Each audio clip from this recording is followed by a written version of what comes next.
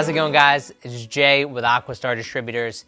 Get a lot of requests about how to rebuild the base of a pedal-operated Vacuflush toilet.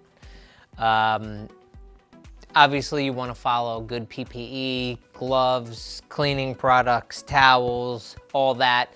This happens to be a brand new system, so for the sake of the video, so I can actually talk and you can see me, we're not going to do that. What I do is a dry flush. I'll first do a couple of wet flushes, clean the system out nice and thoroughly, shut the water pump off, do a dry flush, clean all the water out, cut the power off to that pump. Okay, depending on your toilet, you may have a vacuum breaker or check valve. You're gonna pull that out, you're gonna get a little leak. That's why we spoke about having a rag handy. All right? There are basically three different kinds of bases. This unit here is a low profile base. So the funnel is actually screwed down to the floor. I'll show you here, we have a mid-height base, okay? There's no clamshell cover around that, and it's short. One thing to know about this mid-height base is it has an all plastic pedal. There is no metal lever inside of here. The foot pad is a little wide, okay? So no clamshell cover and an all plastic pedal. This particular version happens to be a rear discharge base. I'm going to show you a standard height base in 1 second. So we have here a standard height base. It does have that clamshell cover. Okay, but it's kind of partially screwed together. Not really important, but we do have a metal lever. Normally this would have a plastic cover over it, and the foot pad is a little different size. So when you're ordering parts, we need to know, do you have a plastic cover with a metal lever, or like that mid-height base, an all plastic pedal, okay? So this is our smaller toilet bowl, but the process is all pretty similar. Gonna take the feet of water, vacuum breaker or check valve out of the back. If there is one, we'll remove the clamshell cover. Sometimes it can be a little tricky. So I'm gonna actually take the pedal cover off to give me a little bit more access. Little pro tip, we're gonna step on the pedal. Probably can't see it.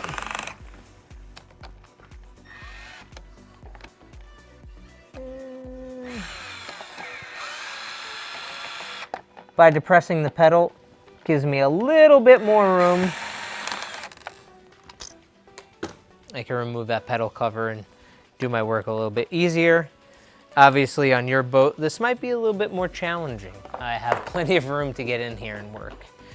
All right, so we're taking that clamshell cover off. Normally we just do this with a screwdriver. I do this every day. I have an electronic screwdriver with an adjustable chuck. We get a 5/16 nut driver.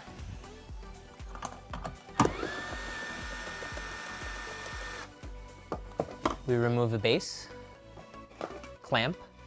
You have 2 of these half clamps. Okay, put those aside.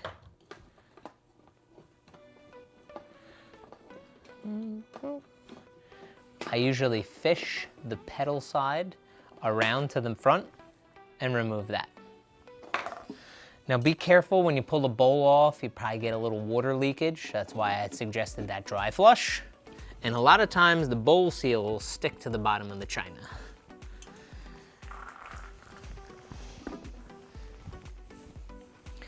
So now we have the bowl removed, the half ball's exposed. In order to change out this half ball, we have to take the pedal off. So there's 2 5/16 screws.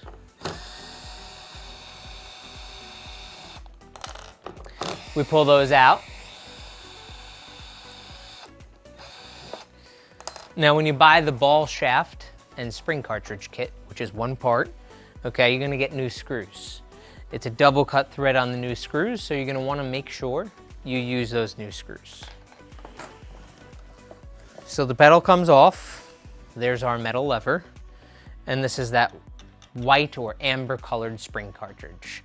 Okay, that's the major difference. Metal lever, white spring cartridge. All plastic pedal is gonna have a black spring cartridge. The body will always be white, but it's just the color of the face. Now, we take our half ball, we flip it upside down, 180 degrees. You can't see, but I will throw in a close-up picture.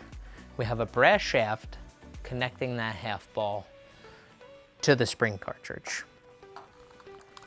Again, it's usually nice to use a tall Phillips head screwdriver. Sake of time, just gonna use my driver. We remove the screw, holding the half ball and the brass shaft together.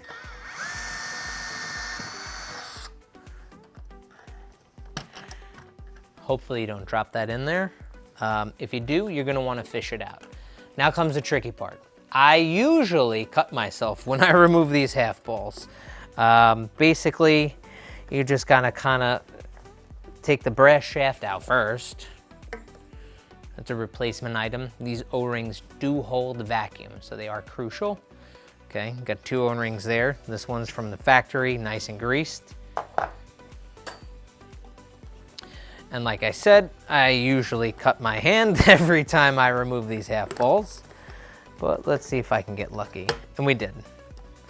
All right, how do I know if I need a new half ball? We stick our vacuum tester gauge down through the throat of the toilet and we don't have a leak. But when we remove the tester, we do have a leak. It's very likely it's the brass shaft, okay? If this ball has any nicks, dings, imperfections, or it's been about 6 boating seasons, I suggest we change the half ball. The half ball is sold with a half ball, the brass shaft, as well as a new spring cartridge, okay? How does everything go back together? Relatively simple. Same way it came back apart. Half ball is gonna go in. There is a little centering pin in the middle. Hopefully you don't cut your fingers as we do this.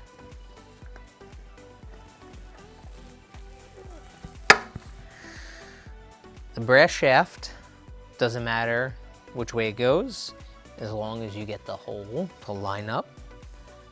Okay, so there's a little hole in there. It's for the screw. We want to lubricate this. This one has enough grease on it. I like silicone grease. We sell them on our website. You can get little tiny 1-gram packets, or you can buy a larger tub or tube, depending on what we have available. So the brass shaft goes all the way through towards the pedal. We then take our screw, get that in there, and this can be a little tricky. Sometimes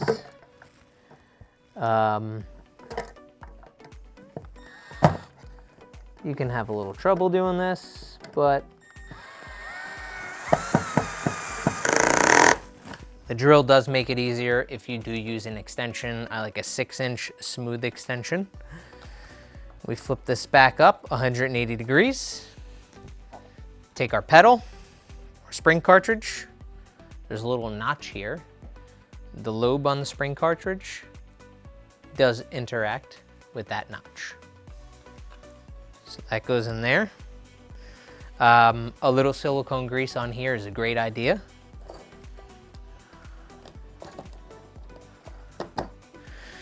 To get this to line up, sometimes you have to rock the half ball forwards and backwards.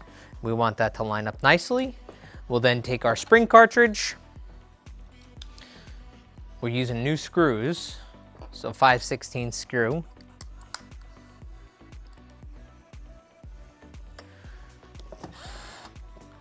We want to line everything up.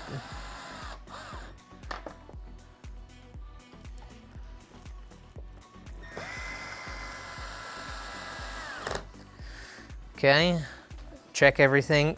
This is supposed to be a little loose and floppy. We don't want to make these gorilla tight. If when you step on the pedal, it doesn't flop back up like that, nice and tight, these screws could be a little too tight. So I just make those nice and snug. Sometimes I will back them off by hand. We have our brand new Teflon and rubber seal. You can see this is a Teflon coated seal. One side says this side up. Very simple, means this side up. That goes down first. That seal has a chamfer on the underside designed to contact that ball perfectly. Rubber cushion, doesn't matter which way it goes. Okay, little pro tip, I left this on. Hose clamps can cut your fingers, so I usually leave it on here. The only thing we didn't talk about when maintaining this base is replacing either the water valve, which has approximately about a 5 to 10 year or season life expectancy. And there's a sponge seal in here. Give me 1 second, I'm gonna show you the sponge seal. Here's your sponge seal. It sits between the base and the funnel screwed down to the floor. That again has about a 6 to 12 year life expectancy. You can grab these on our website as well. Just gonna put that to the side for now. So we got our hose clamp here, our bowls off to the side, and we have these two half clamps. They are labeled. If you look closely, you can see the two protrusions. Those are gonna be in the front of the toilet. So they're gonna basically sit like that. It'll be open in the back and touching in the front, okay? We have everything here down, nice and steady. I'm gonna grab our bowl. Now, careful where you put this bowl. Sometimes the underside of the china can be a little rough. So you're gonna wanna have a towel down or something like that. Got our bowl down, center it up. If your wife's nearby, ask her, because you're probably wrong. But I like to step off to the side, stand, make sure I have my bowl nice and straight, okay? The other thing you're gonna wanna do is open up the seat. Make sure that you're centered. It may not really affect the operation, but we like to have it look nice and centered, okay? I usually go to the pedal side with the first half clamp. I lift up the hose clamp, and this is a little tricky, and it may not come out perfectly on camera, but we'll do what we can. Fish that around. I always make sure that the nut on the clamp, personally, I like to have it facing away from the pedal. Okay, make sure that that's in the back. Take my second half clamp, and I will match it up there. If you're having a lot of trouble and you're doing multiple F-bombs, grab a hairdryer or heat gun, warm up these half clamps. Just for whatever reason, sometimes you can have a ton of issues. Then we're gonna tighten up our half clamp, make sure it stays in the back.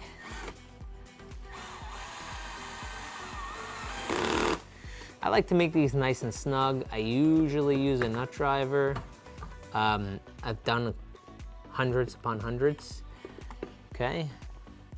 Sign you made that too tight. You come over and step on the pedal. It doesn't slam shut. Might be a sign that that's too tight. Always make sure to install your either vacuum breaker or check valve. Wipe everything down.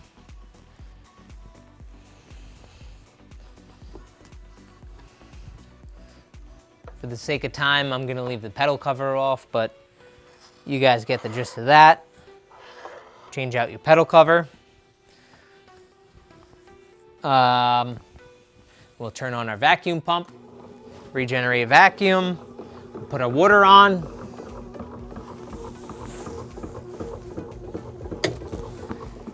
Add some water to the bowl.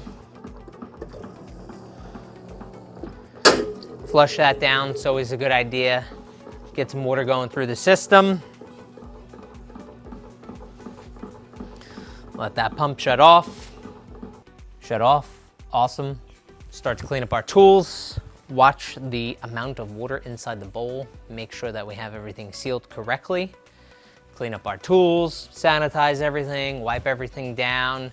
I then usually like to do about 4 more flushes. I like to see 4 proper flushes to know, 5 proper flushes to know that everything's good. If I'm real sketchy, I'll go to 10. But that's pretty much how you rebuild the base of a Vacuflush toilet. It's very important. don't knock the vacuum breaker out. You guys have any questions? Give us a call, visit us on the web. If you need rebuild parts, we'll have them linked below in the description. Thanks so much for watching.